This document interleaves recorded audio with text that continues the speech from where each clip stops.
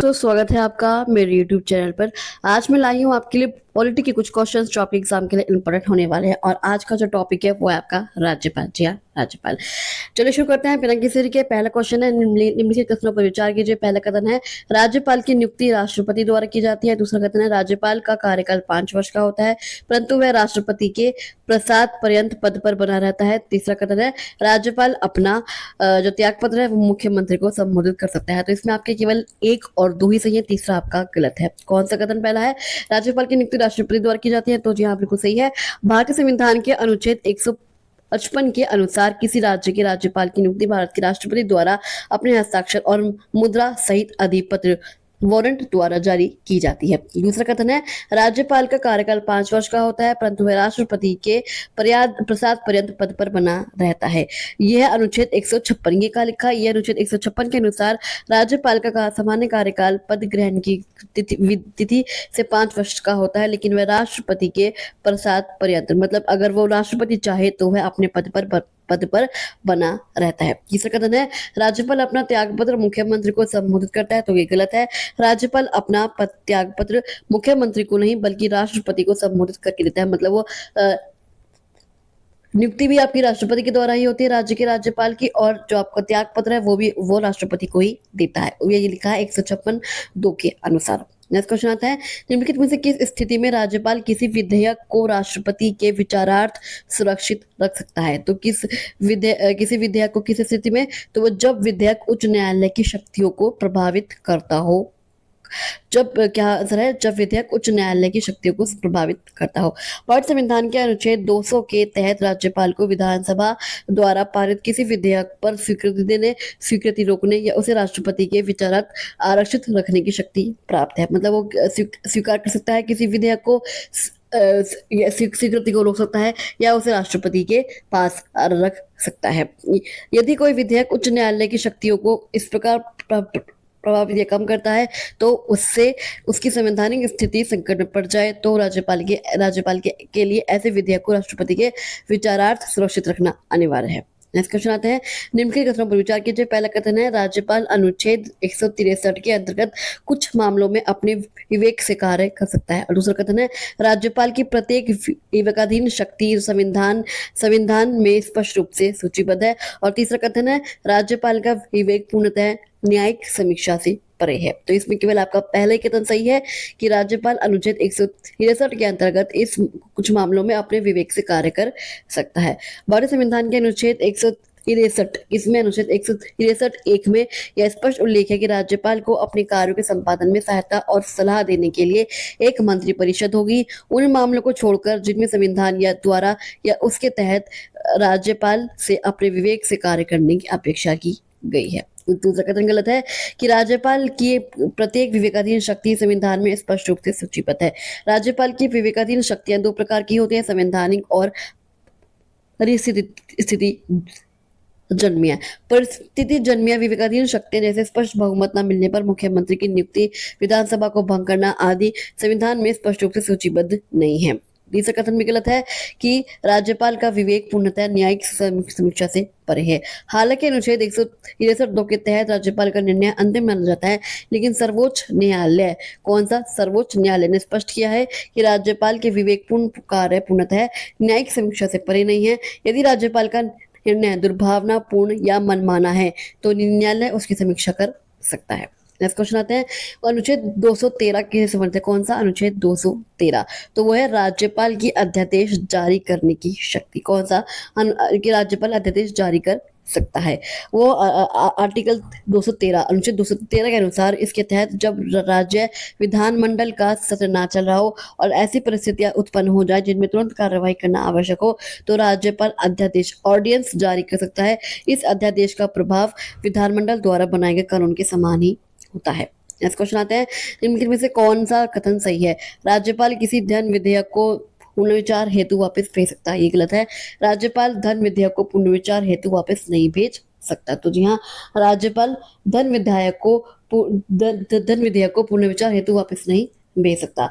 भारतीय संविधान के अनुच्छेद 200 के अनुसार जब राज्य विधानमंडल द्वारा पारित कोई विधेयक राज्यपाल के समक्ष प्रस्तुत किया जाता है तो उसके पास विकल्प होते हैं। हालांकि धन विधेयक के मामले में विशिष्ट प्रावधान है। अनुच्छेद 200 का पहला तुरंत यह स्पष्ट कहता है कि राज्यपाल किसी विधेयक को पुनर्विचार के लिए विधानमंडल के पास वापस भेज सकता है, बशर्ते वह धन विधेयक ना हो। अगर धन विधेयक ना हो तो ही वो भेज सकता है, वरना वो नहीं भेज सकता। ऐसा है, राज्यपाल धन विधेयक को पुनर्विचार हेतु वापस नहीं भेज सकता।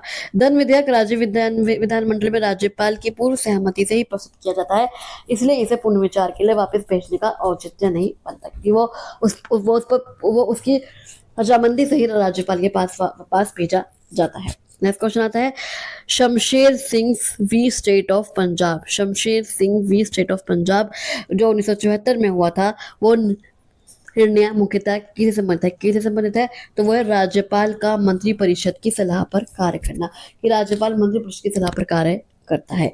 क्या है शमशेर सिंह बनाम पंजाब राज्य का मामला? सर्वोच्च न्यायालय के 7 जजों की संविधान पीठ द्वारा दिया गया एक ऐतिहासिक फैसला है, जो राष्ट्रपति और राज्यपाल की शक्तियां और संसदीय शासन प्रणाली से संबंधित है। उच्चतम न्यायालय ने निर्णय दिया कि राष्ट्रपति और राज्यपाल हमारे संविधान में संवैधानिक या नाम मात्र के प्रमुख हैं। वे अपनी अधिकांश शक्तियों का प्रयोग मुख्यमंत्री और प्रधानमंत्री की अध्यक्षता वाली मंत्रिपरिषद की सलाह पर ही करते हैं। क्या विवेक शक्तियां? न्यायालय ने स्पष्ट किया कि राज्यपाल अपने विवेक का प्रयोग करके उन्हें केवल उन्हीं दुर्लभ और असाधारण परिस्थितियों में कर सकते हैं जिनका उल्लेख संविधान में स्पष्ट रूप से किया गया है। नेक्स्ट क्वेश्चन आता है, निम्नलिखित कथनों पर विचार कीजिए। पहला कथन है मुख्यमंत्री की नियुक्ति राज्यपाल करता है। दूसरा कथन है मुख्यमंत्री अन्य मंत्रियों की नियुक्ति राज्यपाल मुख्यमंत्री की सलाह पर करता है। और तीसरा कथन है मंत्री राज्यपाल के प्रसाद पर्यंत पर पद धारण करते हैं। तो आपके तीनों ही कथन सही है कि मुख्यमंत्री की नियुक्ति राज्यपाल करता है। भारतीय संविधान के अनुच्छेद 164, कौन सा अनुच्छेद? 164 के अनुसार मुख्यमंत्री की नियुक्ति राज्यपाल द्वारा की जाएगी। दूसरा कथन है अन्य मंत्रियों की नियुक्ति राज्यपाल मुख्यमंत्री की सलाह पर करता है, कि अगर मुख्यमंत्री जो जिन्हें कहेगा वो उनकी सलाह पर अन्य मंत्रियों की नियुक्ति करेगा। ये भी आप 164 में लिखा हुआ है अनुच्छेद, अन्य मंत्रियों की नियुक्ति राज्यपाल मुख्यमंत्री की सलाह पर करेगा। और तीसरा कथन है मंत्री राज्यपाल के प्रसाद पर्यंत पद धारण करते हैं। अनुच्छेद 164 के अनुसार सभी मंत्री राज्यपाल के प्रसाद पर्यंत, मतलब उनकी प्लेजर, उनकी कृपा पर ही पद धारण करते हैं। आपका नेक्स्ट क्वेश्चन आता है, निम्नलिखित में से किस आयोग ने राज्यपाल की नियुक्ति के संबंध में महत्वपूर्ण सिफारिशें दी थी? किस आयोग ने दी राज्यपाल की नियुक्ति के संबंध में महत्वपूर्ण सिफारिशें? तो वो दी थी आपकी सरकारिया आयोग और पंची आयोग ने। कौन से? सरकारिया आयोग और पंची आयोग ने। केंद्र राज्य संबंधों तथा राज्यपाल पद की निष्पक्षता में सुधार के लिए सरकारिया आयोग और पंची आयोग ने, सरकारिया आयोग 1983 में हुई थी इसकी स्थापना, और पंची आयोग की हुई थी 2007 में। दोनों ने राज्यपाल की नियुक्ति एवं कार्यकाल को लेकर महत्वपूर्ण सिफारिशें दी थी, मतलब कि राज्यपाल की नियुक्ति की जाए। सरकारी आयोग ने क्या सिफारिश की थी? कि राज्यपाल को संबंधित राज्य से बाहर का व्यक्ति होना चाहिए, नियुक्ति से पहले संबंधित राज्य के मुख्यमंत्री से परामर्श किया जाना चाहिए, और राज्यपाल को संबंधित राज्य से बाहर का व्यक्ति होना चाहिए। पंच आयोग ने क्या दिया था? राज्यपाल को निश्चित 5 वर्ष का कार्यकाल मिलना चाहिए। राज्यपाल को हटाने के लिए राज्य विधानमंडल द्वारा महाभियोग जैसी प्रक्रिया अपनाई जानी चाहिए। नेक्स्ट क्वेश्चन आता है आपका, यदि विधानसभा में किसी दल को स्पष्ट बहुमत प्राप्त हो, क्या हो? यदि विधानसभा में किसी दल को स्पष्ट बहुमत प्राप्त हो तो मुख्यमंत्री की नियुक्ति के संबंध में राज्यपाल की भूमिका किस प्रकार की होती है? किस प्रकार की होती है राज्यपाल की भूमिका? तो वो होती है विवेकाधीन। कैसी? विवेकाधीन। जब राज्य विधानसभा चुनाव में किसी भी राजनीतिक दल या चुनाव पूर्व गठबंधन को स्पष्ट बहुमत प्राप्त नहीं होता, जिस स्थिति को त्रिशंकु कहा जाता है, त्रिशंकु विधानसभा कहा जाता है, तब राज्यपाल अपने स्थिति जन्य विवेक का प्रयोग करते हैं। इस स्थिति में राज्यपाल किसी ऐसे व्यक्ति को मुख्यमंत्री नियुक्त करते हैं जो उनके विचार में विधानसभा में बहुमत सिद्ध करने में सबसे अधिक सक्षम हो। राज्यपाल आमतौर पर कौन से क्रम में अवसर देते हैं? चुनाव से पूर्व सबसे बड़े गठबंधन को, सबसे बड़े एकल दल को जो अन्य सदस्यों के सहयोग से सरकार बनाने का दावा पेश करे, या फिर चुनाव के बाद बने गठबंधन को। नेक्स्ट क्वेश्चन आता है, निम्नलिखित कथनों पर विचार कीजिए। राज्यपाल राज्य विधानमंडल का अभिन्न अंग है। राज्यपाल विधान परिषद का पदेन सभापति होता है। और तीसरा कथन है राज्यपाल विधानमंडल का सत्र बुला सकता है। तो इसमें आपकी 1 और 3, कौन सा? 1 सही है कि राज्यपाल राज्य विधानमंडल का अभिन्न अंग है, और तीसरा सही है राज्यपाल विधानमंडल का सत्र बुला सकता है। भारत संविधान के अनुच्छेद 68 के अनुसार राज्यपाल विधानमंडल का अभिन्न अंग होता है, ठीक उसी तरह जैसे राष्ट्रपति संसद का अभिन्न अंग होता है। दूसरा आपका गलत है कि राज्यपाल विधान परिषद का पदेन सभापति होता है। तो राज्यपाल विधान परिषद का पदेन सभापति नहीं होता। विधान परिषद अपने सदस्यों में से ही एक सदस्य को सभापति और एक को उप सभापति चुनती है। तीसरा कारण सही है कि आपका राज्यपाल विधानमंडल का सत्र बुला सकता है। संविधान के अनुच्छेद 174 के तहत राज्यपाल को समय समय पर राज्य विधानमंडल के सदनों को सत्र आहूत करने, बुलाने का, सत्रावास करने और विधानसभा को भंग करने का अधिकार प्राप्त होता है। नेक्स्ट क्वेश्चन आता है, निम्नलिखित में से कौन सा वाद राज्यपाल की विवेकाधीन शक्तियों और फ्लोर टेस्ट के संबंध में एक अत्यंत महत्वपूर्ण माना जाता है? तो आपके ये आ रही सही है एसआर मुंबईवाद, नामब रेबियावाद, रमेश्वर प्रसाद वाद। ये तीनों ही न्याय दृष्टांत सर्वोच्च न्यायालय के ऐसे लैंडमार्क फैसले हैं जिन्होंने राज्यपाल की विवेकाधीन शक्तियों, फ्लोर टेस्ट और अनुच्छेद 365 के दुरुपयोग पर ऐतिहासिक सीमाएं तय की हैं। एसआर मुंबई मामला क्या है? 1994 का मामला है, 1994 का। न्यायालय ने तय किया कि सरकार के पास बहुमत है या नहीं, इसका फैसला राजभवन में नहीं बल्कि विधानसभा के पटल पर ही होगा। फिर दूसरा आता है रमेश्वर प्रसाद मामला, ये 2006 में हुआ था। बिहार विधानसभा भंग करने के राज्यपाल के निर्णय को असंवैधानिक घोषित किया गया था। तीसरा आपका है नामब रेबिया मामला, अरुणाचल प्रदेश के, ये 2016 में हुआ था। अरुणाचल प्रदेश के इस मामले में सुप्रीम कोर्ट ने कहा कि राज्यपाल अपनी इच्छा से विधानसभा का सत्र नहीं बुला सकते। नेक्स्ट क्वेश्चन आता है, अनुच्छेद 2000 के अंतर्गत राज्यपाल के पास किसी साधारण विधेयक के संबंध में कितने विकल्प होते हैं? तो 2 विकल्प होते हैं। कितने विकल्प होते हैं? 4 विकल्प होते हैं।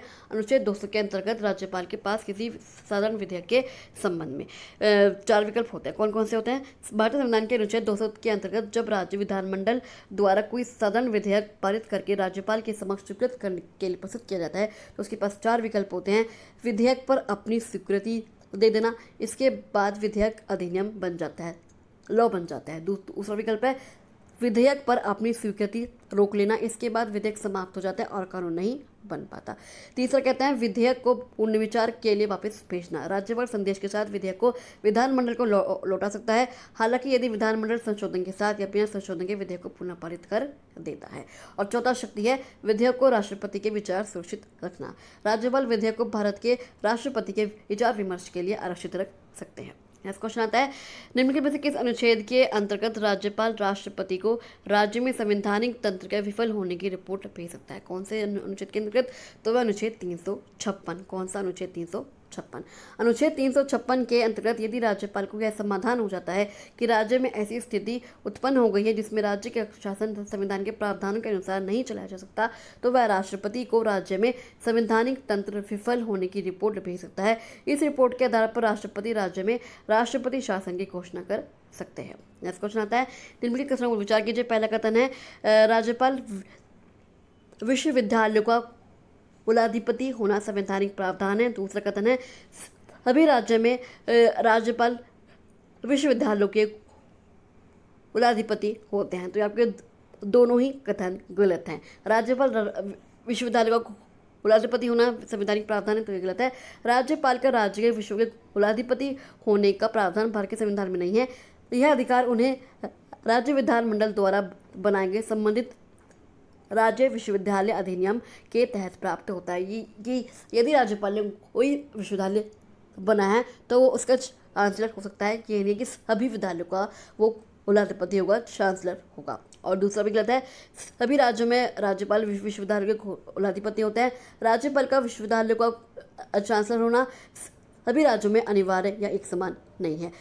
राज्य विधानमंडल का कानून संशोधन करके इस व्यवस्था को बदल सकते हैं।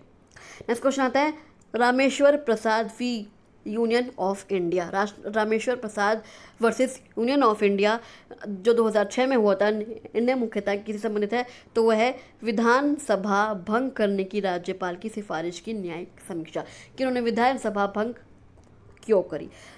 ये मामला सर्वोच्च न्यायालय के 5 जजों की संविधान पीठ द्वारा दिया गया एक ऐतिहासिक फैसला है जो बिहार विधानसभा को भंग करने और अनुच्छेद 356 के दुरुपयोग से संबंधित है। 2005 के बिहार विधानसभा चुनाव में किसी भी दल को स्पष्ट बहुमत नहीं मिला था। इससे पहले कि नवनिर्वाचित विधायक शपथ लेते या सरकार बनाने का कोई ठोस प्रयास होता, बिहार के तत्कालीन राज्यपाल ने यह आशंका जताते हुए कि विधानसभा भंग करने की सिफारिश कर दी कि राजनीतिक दलों द्वारा अनैतिक तरीकों से बहुमत जुटाने का प्रयास किया जा रहा है। न्यायालय ने राज्यपाल की इस सिफारिश और विधानसभा भंग करने के निर्णय को असंवैधानिक एवं दुर्भावनापूर्ण करार कर दिया।